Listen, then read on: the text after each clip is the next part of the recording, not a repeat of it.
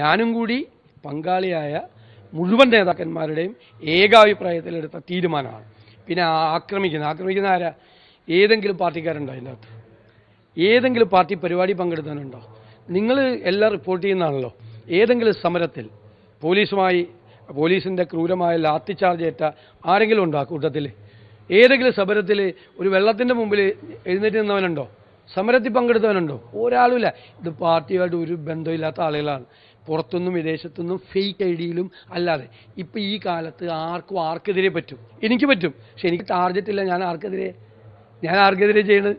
എനിക്ക് ടാർഗറ്റ് ഇല്ലാത്തതുകൊണ്ട് ഞാൻ ചെയ്യണം. ഞാൻ വിചാരിച്ചാലും നടക്കും. ഒരു 25 ഐഡിയ ഉണ്ടാക്കി, 25 ഫേക്ക് ഐഡിയ ഉണ്ടാക്കി, ഒരു 50 പേര് രാവിലെ തൊട്ട് വൈകുന്നേരം വരെ കുറച്ച് കാശും കൂടി മുടക്കിയാൽ കുറച്ച് യൂട്യൂബ് ചാനലും കൂടി കിട്ടും.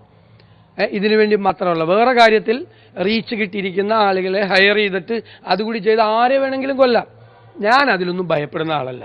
കാരണം സോഷ്യൽ മീഡിയയോ ഈ സൈബർ ആളുകളൊന്നുമല്ല തീരുമാനങ്ങൾ എടുക്കുന്നത് നമ്മുടെ ബോധ്യങ്ങളിൽ നിന്നാണ്.